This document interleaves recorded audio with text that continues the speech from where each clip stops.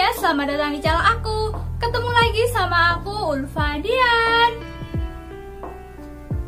Oke, teman-teman, aku mau tanya nih ke kalian. Pada saat kalian membaca sebuah cerita nih ya, pernah nggak sih kalian ikut merasakan apa yang sedang dirasakan sama si tokoh dalam cerita yang kalian baca? Pasti pernah lah ya. Berarti itu tandanya tokoh atau karakter yang ada dalam cerita yang kalian baca itu sudah hidup. Kenapa? Ya karena udah bisa mempengaruhi perasaan si pembaca.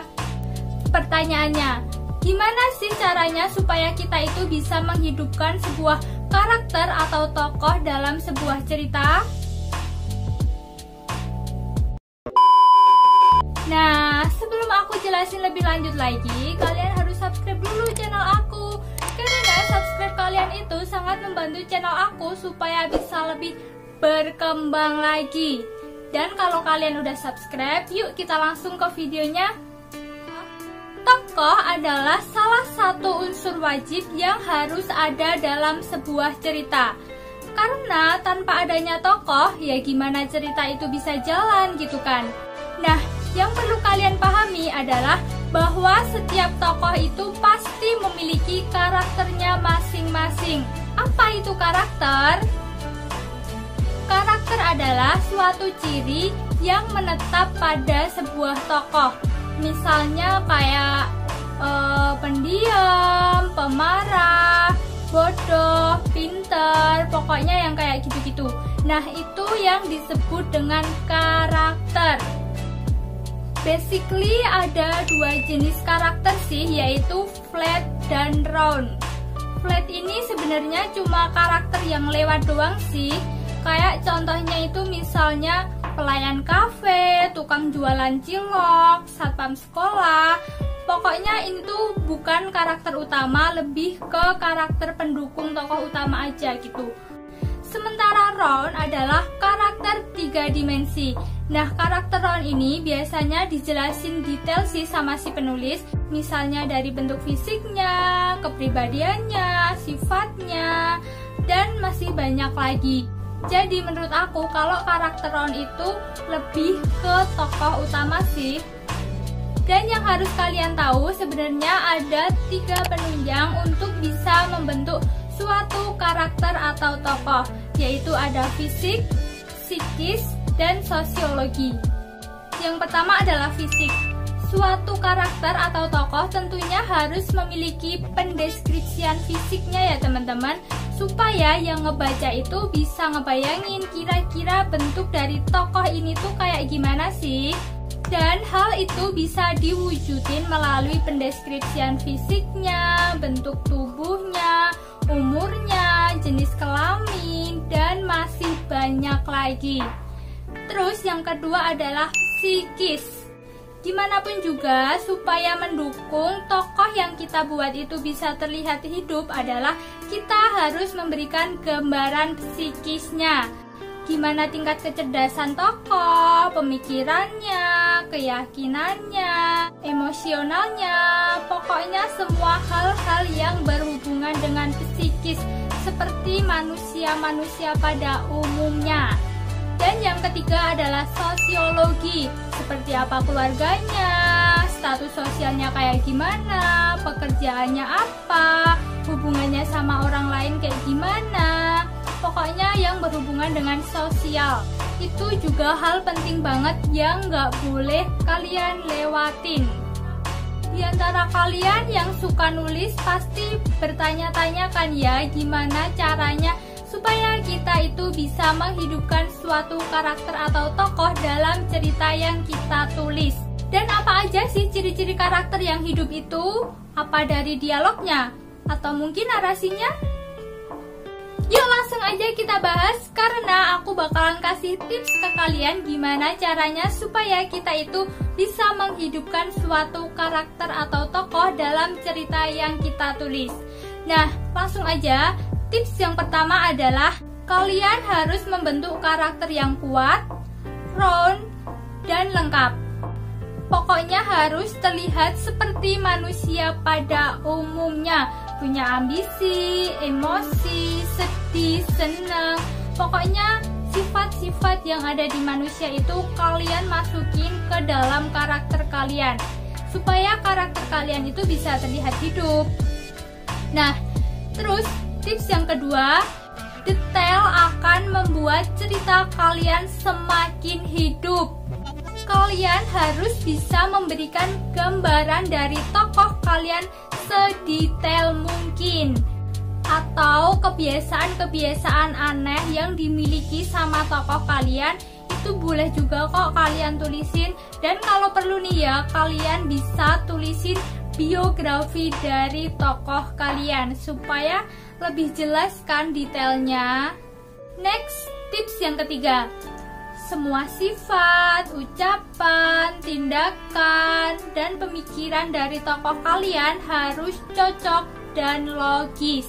Kalian juga perlu nih menambah wawasan kalian tentang ilmu psikologi yang membahas tentang tipe-tipe kepribadian setiap tokoh, supaya nantinya ketika tokoh kalian ini menghadapi suatu masalah, kalian bisa menyelesaikannya dengan baik dan logis, masuk akal.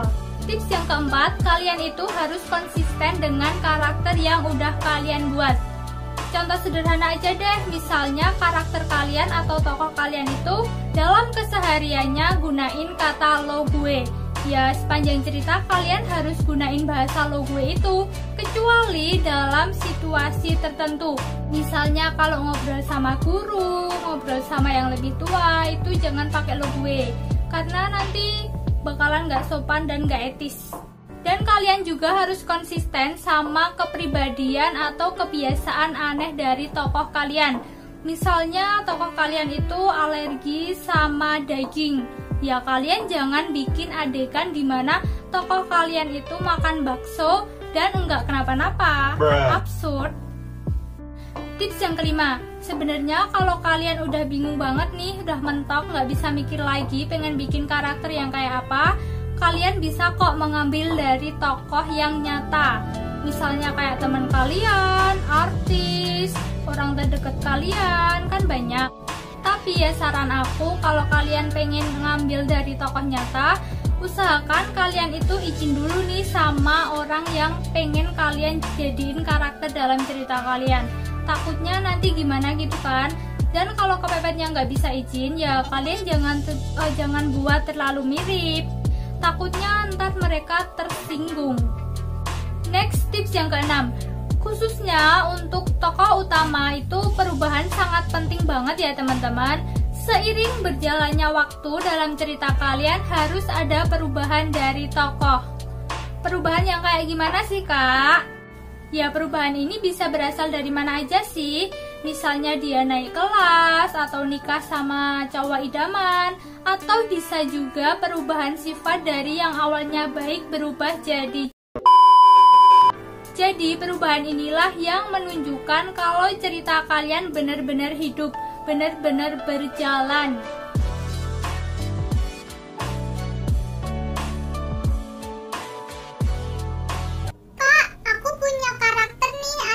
Dia kan anak baik, terus mendadak dia itu berambisi sama sesuatu sehingga ngerubah dia jadi jahat. Itu terlalu OOC nggak sih kak? Bisa jadi OOC kalau itu sangat tiba-tiba. Coba deh kalian berikan ambisi yang kuat supaya perubahan dari tokoh kalian itu nggak terkesan tiba-tiba.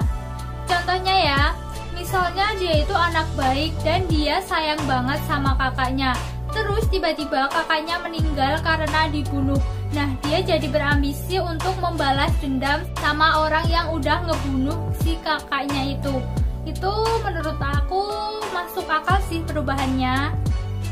Kak, gimana sih caranya supaya kita itu bisa bikin karakter kita konsisten? Biar karakter kita bisa konsisten, menurut aku sih dari awal kita harus membuat sesuatu yang khas dari karakter atau tokoh kita. Misalnya kalian bikin karakter cowok nih yang cuek, yang kayak nggak pernah ngerjain PR gitu kan. Ya kalian harus konsisten sama si sifat cuek si cowok ini sampai akhir cerita, kecuali ada perubahan tadi. Atau lebih mudahnya kalian juga bisa patokin karakter kalian ke satu orang, misalnya teman kalian. Kak, apa semua karakter di cerita harus memiliki ciri khas? Iya, harus, wajib. Kak, kita bikin karakter yang gak mencolok nih, tapi kita pengen karakter itu bisa tetap istimewa. Caranya gimana ya, Kak? Sama halnya kayak tokoh utama, kalian juga harus memberikan tujuan hidup ataupun passion. Ya walaupun nanti bakalan lebih fokus ke tokoh utama sih, tapi supaya karakter kalian yang gak mencolok ini pengen lebih kelihatan istimewa atau terlihat istimewa, kalian harus memberikan tujuan hidup atau passion. So itu dia teman-teman penjelasan aku mengenai cara menghidupkan sebuah tokoh ataupun karakter. Dan aku tadi udah kasih tips-tipsnya ya. Dan aku berharap semoga apa yang aku jelasin ini nggak bikin kalian bingung. So terima kasih udah tonton video ini. Dan jangan lupa subscribe buat yang belum subscribe, karena subscribe kalian sangat membantu channel aku supaya bisa lebih berkembang lagi. Thank you for watching, sampai ketemu di video selanjutnya.